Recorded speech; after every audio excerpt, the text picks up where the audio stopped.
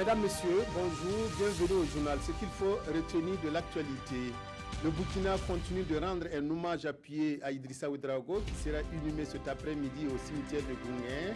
Une soirée lui a été dédiée hier au Sénasa avant les hommages des personnalités politiques, culturelles et artistiques ce matin à son domicile. L'ONG Oxfam International dans la tourmente depuis la publication du scandale sexuel dans lequel sont impliqués 7 de ses agents à Haïti. Les responsables de l'organisation sont montés au créneau pour présenter les excuses au peuple haïtien. L'émotion était au rendez-vous hier soir au Sénasa. La grande famille des artistes a rendu un hommage appuyé à Idrissa Ouedraogo. Une soirée de souvenirs marquée par des prestations d'artistes, des témoignages et projections des extraits du film de l'illustre disparu. Une manière pour le Burkina de traduire sa reconnaissance à cette grande figure du 7e art africain. Un réalisateur qui a apporté sa touche personnelle à la promotion de la culture et au rayonnement du Burkina à travers ses œuvres cinématographique. Reportage Roger Bebamba, Olopoda. Standing ovation pour accompagner le maestro du cinéma burkinabé dans son voyage du non-retour. Artistes, officiels, anonymes, tous sont venus là ce soir au Sénasa pour un grand hommage à Idrissa Ouedraogo.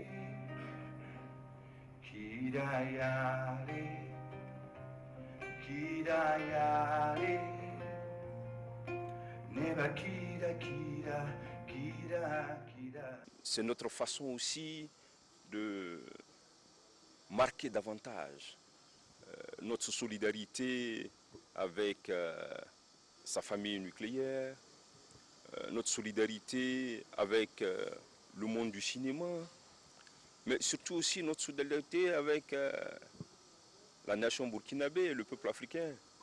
Nous souhaitons simplement que son héritage, qui est immense, puisse inspirer les jeunes générations. C'est en cela que son combat aura été utile. Témoignages et projections des extraits de certaines de ses œuvres cinématographiques, cet instant de recueillement, c'est aussi la volonté de magnifier et de garder intact le souvenir de celui-là même que l'on considère comme une des grandes figures emblématiques du cinéma africain, le meilleur de sa génération. L'artiste pour les fans, le maestro pour les pairs ou encore Wilson Pickett pour les promotionnaires de l'INAFEC, chacun ici a son petit nom pour désigner Idrissa Ouedraogo, un réalisateur, un talent, un génie dont l'aura transcende les frontières. Le vrai ambassadeur extraordinaire et plénipotentiaire, ce ne sont pas nous autres. C'est des personnalités comme des réalisateurs comme Idrissa Ouedraogo, qui n'ont pas besoin de lettres de créance, ils les portent en elles. Ils ne connaissent pas de rappel, parce qu'ils sont éternels par la création, par leur imaginaire. Grâce à des talents comme Idrissa, l'image de notre pays a connu un rayonnement inimaginable. Idrissa Ouedraogo, c'est une quarantaine d'œuvres cinématographiques et surtout des récompenses à l'appel. Mais tous estiment ici que le maestro part trop tôt avec plein de projets inachevés. C'est tout le 7e art qui est aujourd'hui orphelin. Ce matin, les hommages se sont poursuivis au domicile du défunt à Ouagadougou. Personnalités politiques de tous bords, acteurs du monde de la culture, cinéastes, comédiens, techniciens, amis et connaissances se sont inclinés sur la dépouille du maestro. Un ballet incessant pour rendre un dernier hommage à Idrissa Ouedraogo. Les témoignages de compassion à la famille et l'on s'incline sur la dépouille de l'artiste disparu sans trop y croire. Idrissa Ouedraogo sera inhumé à 16 h au cimetière de Gounguen.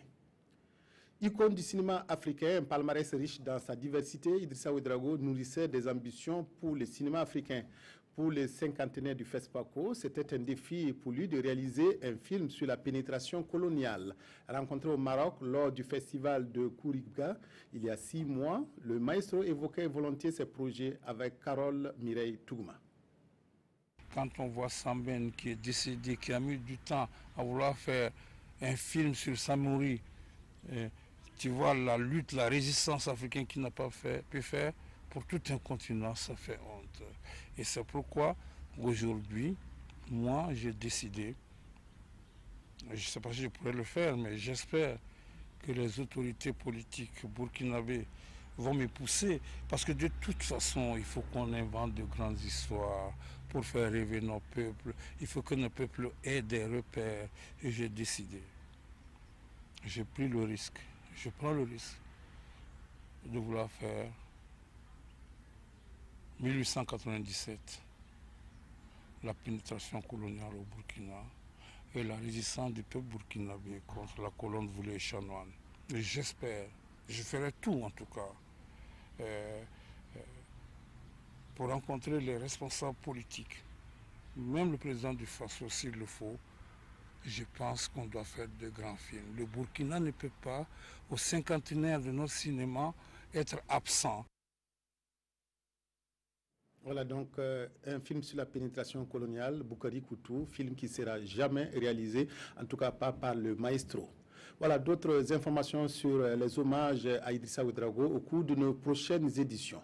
Le Burkina et l'Organisation des Nations Unies pour l'alimentation et l'agriculture revisitent leur coopération. Les deux parties ont signé hier à Ouagadougou une convention sur l'accord de siège de la FAO au Burkina. Il s'agit de nouveaux engagements pris de part et d'autre. C'était au cours d'un dîner qui a également vu des personnalités décorées par le pays pour leur contribution au développement. Issa Ouedraogo, Sanoua, Christine Koulibaly. L'amélioration de la sécurité alimentaire et nutritionnelle au pays des hommes intègre un combat qui lie le Burkina Faso à la FAO depuis 1961. Plus de 50 ans de coopération avec à la clé de nombreux acquis qui permettent aujourd'hui aux deux partenaires de prendre de nouveaux engagements.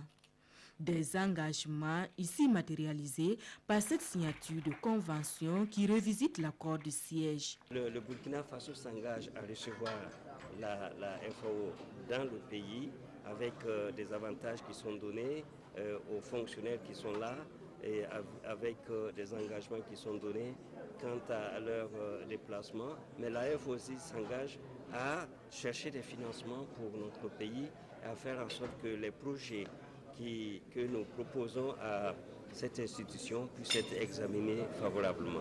En attendant les fruits de ce nouveau départ, les acquis engrangés sur le terrain valent aujourd'hui au directeur général de l'organisation onusienne la médaille d'officier de l'ordre national.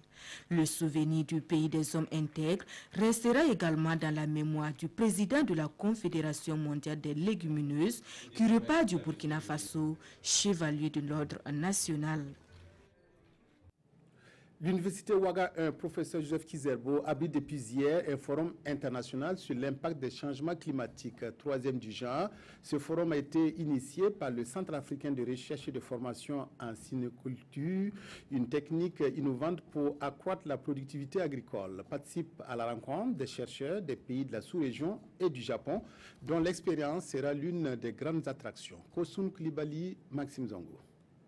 L'agriculture écologique, une option pour sécuriser désormais nos terres. Par cette démarche, l'objectif des chercheurs est non seulement de conserver la biodiversité, mais aussi et surtout d'accroître considérablement la productivité.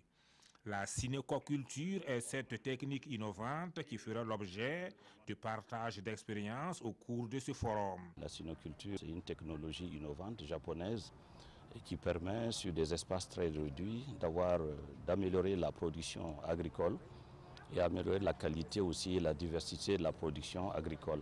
Les grands axes de ce forum seront donc les ateliers qui sont répartis donc sur 3 thèmes. Le premier étant la cynoculture, enjeux et perspectives. Le deuxième étant donc l'adaptation de l'agriculture familiale au changement climatique. et le troisième étant la résilience économique et écologique. L'agriculture face au changement climatique est le thème central de la rencontre. Une concertation au cours de laquelle l'expérience japonaise sera l'une des grandes attractions. L'agronomie conventionnelle ne peut pas traiter ces situations parce que avec le système monoculture, on introduit trop de coûts par rapport à la productivité faible. Alors que la synécoculture s'appuie sur l'écologie des communautés. Ce n'est pas à chaque plante individuelle qu'on optimise la productivité, mais c'est au niveau de la communauté. Le Centre africain de recherche et de formation en synécoculture, basé à l'université Ouaga 1, professeur Joseph Kizerbo, est à la base de cette initiative. Il se donne pour mission de fournir au monde rural et aux organismes de développement des ressources humaines de qualité. Chaque année, 100 à 240 milliards de dollars du prix de transfert échappent à l'impôt au niveau mondial. Conscients de ces pertes, les experts en fiscalité renforcent leurs compétences afin de pouvoir capter le juste revenu dû au transfert de ressources d'une frontière à une autre. La formation a débuté hier et prend fin demain. Elle est organisée conjointement par le Centre de rencontres et d'études des dirigeants des administrations fiscales CREDAF et l'Organisation de la coopération et du développement économique, l'OCDE, en partenariat avec le ministère de l'économie du Burkina. Ce séminaire de formation regroupe une vingtaine de pays de la sous-région. Reportage Adma Guiti, Ismaël Diloma Sirima. 100 à 240 milliards de dollars font l'objet de fuites fiscales chaque année à l'échelle mondiale. Conscients de ce phénomène, des experts en fiscalité veulent prendre des mesures. Des représentants d'une vingtaine de pays renforcent ici à Ouagadougou leurs compétences afin de minimiser ces fuites fiscales. Et selon le ministre burkinabé en charge des finances, un franc perdu est une opportunité perdue. Une entreprise est installée ici, elle fait du chiffre au Burkina Faso, mais elle transfère ses ressources tant que nous n'arrivons pas à capter ces ressources. Alors que l'impôt étant né ici, normalement c'est l'administration fiscale d'ici qui devrait capter ces ressources-là. Donc c'est pour aguerrir en fait les différents experts de nos administrations fiscales pour qu'ils soient plus aguerris et qu'ils puissent effectivement amener à capter les ressources. En 2013, le projet BEPS a actualisé les règles sur la fiscalité internationale. Le Burkina Faso fait partie des 105 pays à y adhérer. Et cette formation est également inscrite dans la mise en œuvre du projet BEPS. La formation va consister donc à informer déjà les fonctionnaires de la vingtaine de pays qui sont présents cette semaine sur les nouvelles règles qui ont résulté du projet BEPS. On aura des présentations théoriques, on aura aussi des cas pratiques qui vont permettre en fait de confronter les participants à de véritables situations qu'ils pourront éventuellement rencontrer dans le cadre d'un contrôle fiscal et leur donner de meilleures armes. Et l'idée, c'est aussi qu'ils puissent échanger entre eux. Les principes de pleine concurrence, les ajustements des prix de transfert et ces méthodes d'ajustement sont autant de modules dispensés au cours de cette formation de 3 jours. Plus de 2 milliards de francs CFA, c'est le montant investi par la société minière Endeavour Mining Karma pour la première phase de relocalisation de 85 ménages du village de Boulunga dans la commune de Namisigma dans la province du Yatenga. Pour constater les conditions de réinstallation des populations sur ces nouveaux sites, le directeur pays d'Endeavour Mining Karma, accompagné des autorités de la région du Yatenga, s'est rendu sur le site samedi dernier. Reportage à Ouaïga, Constantin Ouedraogo, Joseph Bambara. Des maisons, des fourrages, une école, une mosquée et voici une partie des habitants du village de Boulunga dans la commune de Namisigma installés sur leur nouveau site. Déplacés par la société Endeavour Mining Karma pour cause d'exploitation de la carrière de Kao, ces populations sont les bénéficiaires de la phase 1 de la relocalisation qui va concerner 85 ménages. C'est bien que la société ait réalisé ce site pour nous. Seulement, pour le moment, c'est la peur. Mais j'espère que d'ici là, nous allons nous habituer. Nous souhaitons surtout qu'on nous aide avec des moyens pour initier des activités. Je me réjouis et nous allons continuer les concertations avec la mine pour voir quelles sont les améliorations possibles qu'on peut faire pour rendre encore la vie agréable, plus agréable sur ce nouveau site-là. Les responsables d'Endeavour Mining Karma se félicitent du fait que les conditions de relocalisation de la population tiennent compte des normes de la société financière internationale. Ils saluent l'esprit de dialogue qui a prévalu jusqu'à présent et invitent la population à toujours privilégier le dialogue. On a encore de longues années d'exploitation dans cette région et c'est que dans le dialogue et en prenant compte toutes les préoccupations que les parties prenantes ça et là peuvent soulever, dans le dialogue et dans la concertation, ce dont on se réjouit jusqu'à présent. Outre la construction des infrastructures pour la relocalisation des populations de Bulunga, la société Endeavour Mining Karma a reconstruit la préfecture et la résidence du préfet de Namisigma. Elle a également procédé à la reconstruction du CSPS de cette commune et a par la même occasion remis une ambulance pour l'évacuation des malades. Les travaux pour la phase 2 ont déjà commencé et vont permettre de relocaliser 125 ménages. L'ONG Oxfam International continue de battre sa coulpe. Le directeur général de l'Organisation pour l'Amérique latine et les Caraïbes a présenté ses excuses au peuple haïtien, des excuses qui paraissent bien tardives aux yeux des autorités britanniques qui veulent entendre les responsables d'Oxfam International. Le directeur général de l'organisation doit s'expliquer aujourd'hui devant une commission parlementaire britannique à Londres. L'ONG britannique Oxfam a présenté ses excuses au peuple haïtien pour les dérives sexuelles de certains de ses employés. Simon Tysers, directeur régional d'Oxfam pour l'Amérique latine et les Caraïbes, a exprimé sa honte hier à Viol-Florent, ministre haïtien de la planification et de la coopération externe.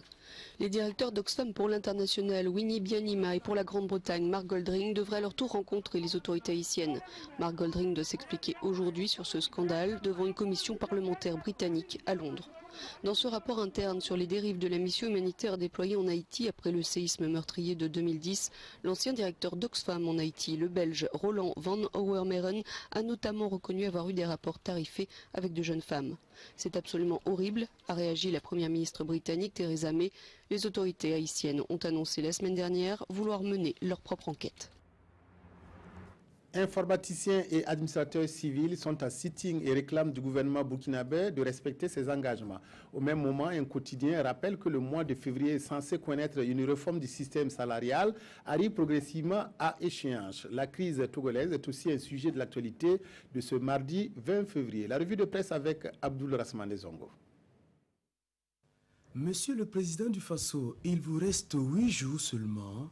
Ce ne sont pas mes propres mots, mais un rappel exprès de l'Express du Faso à Roch Kaboré, ici au visage très interrogateur à la une du journal. Le chef de l'État en décembre 2017, cite notre confrère, annonçait dès le mois de février une réforme du système salarial pour plus d'équité et de justice sociale. Le chrono est donc irréversiblement en marche et comme si cela ne suffisait pas, le balai des sittings et autres grèves fait aussi son bonhomme de chemin. Tenez, les informaticiens en sitting de 48 heures, rapporte l'Observateur, exigent le respect du protocole d'accord signé avec le gouvernement en juillet 2016. Tandis que souffle aujourd'hui au Faso, à Zorgo, c'est une nouvelle formule de mouvement qui voyait le jour. Selon notre confrère, les administrateurs civils, eux également en sitting, se sont plutôt retrouvés sous les arbres du Haut Commissariat.